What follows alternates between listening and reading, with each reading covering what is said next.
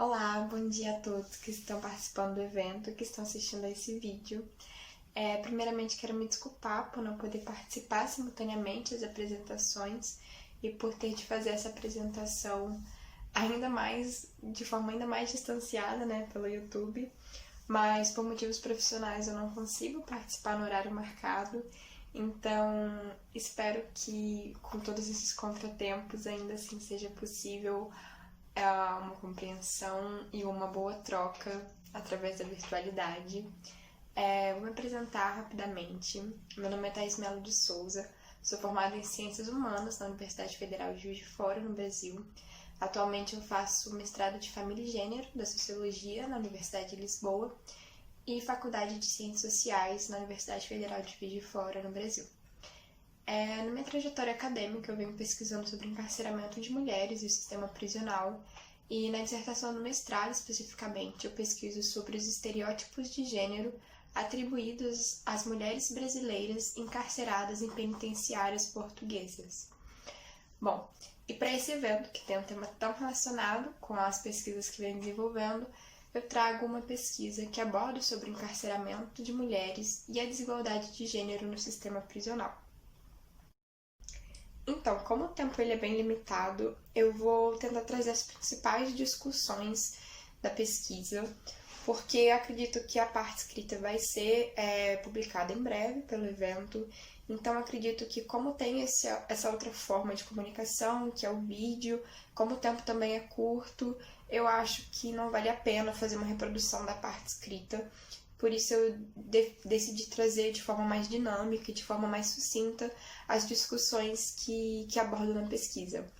Bom, na introdução eu falo sobre encarceramento de mulheres a nível mundial, não faço na pesquisa nenhum recorte geográfico específico e também relaciono esses dados trazidos com a proposta do evento, que é pensar, através de um viés de gênero, se os espaços prisionais são também democráticos. Bom,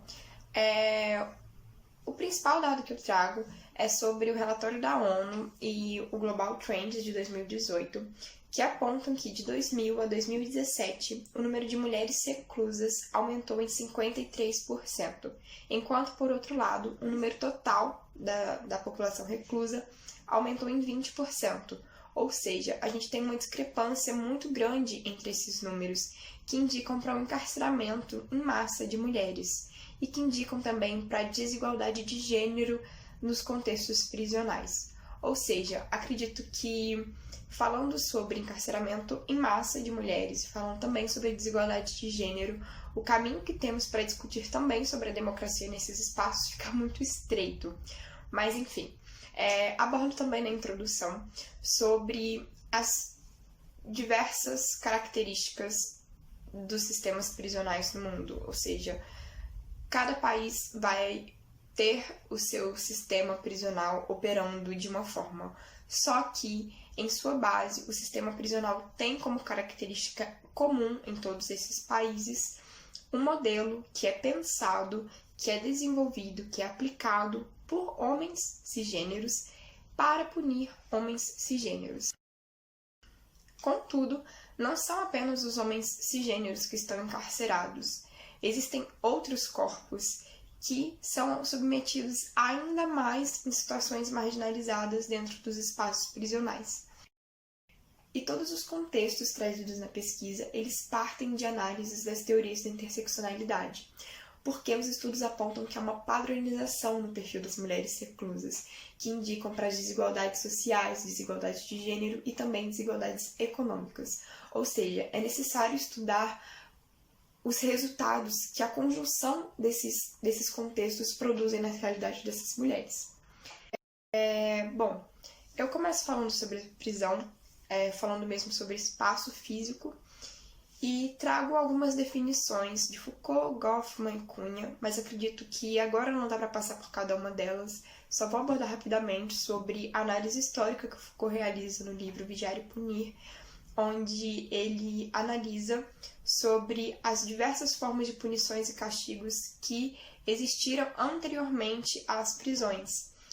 E nessas análises, nessas abordagens, que antecedem ao século XVIII, nos Estados Unidos e na Europa, nota-se que todas essas formas de punição foram elaboradas e praticadas por homens cisgêneros para homens cisgêneros.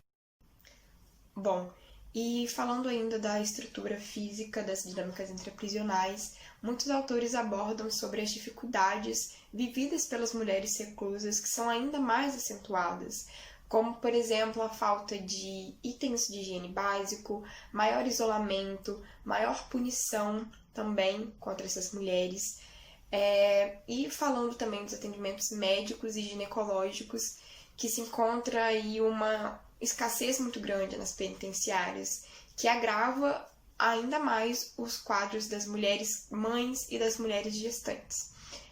O Estado ele também reproduz essas desigualdades de gênero e, ao punir mulheres, ele pune essas mulheres duplamente, ou seja, eles punem elas porque elas são transgressoras às leis e também punem elas porque elas são transgressoras aos papéis de gêneros atribuídos a elas. No caso, o espaço privado doméstico, submissão, fragilidades, mulheres recatadas, do lar, enfim, todos esses papéis de gênero atribuídos às mulheres que não são compatíveis com os estereótipos atribuídos às mulheres transgressoras. A pesquisa também aborda a criminalidade feminina nos estudos científicos, em que até a década de 60 havia ausência de estudos que abordam sobre encarceramento de mulheres e criminalidade feminina, pautados num imaginário reducionista, tanto biológico como psicológico, que colocava as mulheres como incapacitadas de cometerem crimes. Após a década de 60, com a segunda vaga do feminismo, os estudos criminológicos começaram a abordar as mulheres como vítimas de homens transgressores, ou seja, mantendo o ideário de fragilidade, de submissão e da mulher sempre fixada no âmbito privado. Após a década de 80 e 90, os estudos criminológicos começaram a estudar as mulheres como agentes no crime, também como transgressoras. E agora, os estudos, eles trazem a importância de analisar a criminalidade feminina para além dos estereótipos de gênero. A autora Cunha, ela pontua nos seus estudos a necessidade de desenvolvermos estudos que não partam de análises comparativas, que é o que acontecia até então. Ou seja, estudos que têm como base os estabelecimentos prisionais e os homens encarcerados. E a partir dos homens encarcerados e de suas realidades são criadas as teorias para falar sobre criminalidade feminina. Por fim, para concluir, eu trago 3 principais pontos. O primeiro deles, falando sobre a democracia no sistema prisional, indica-se que é muito estreito o caminho da democracia no sistema prisional, principalmente porque ainda é um sistema que reproduz e acentua as desigualdades de gênero, as desigualdades econômicas, as desigualdades de classe. É um sistema ainda que marginaliza as pessoas e que apresenta nas suas realidades interprisionais diversas dificuldades que precisam ser superadas antes de se falar em democracia. Também aborda sobre a necessidade de mais pesquisas sobre o tema, tendo em vista a necessidade de políticas públicas que possam dar uma assistência a todos esses problemas indicados. E terceiro ponto, a necessidade de mudança desses estereótipos de gênero que ainda hoje estão tão presentes no sistema prisional e também para além dele. Bom, é isso. Eu espero que tenha sido possível compreender um pouco da pesquisa nesse curto período de tempo que tem para explicar tanto, mas deixe o meu e-mail caso vocês queiram compartilhar qualquer informação, dúvida, e agradeço muito pela oportunidade de participar. Obrigada!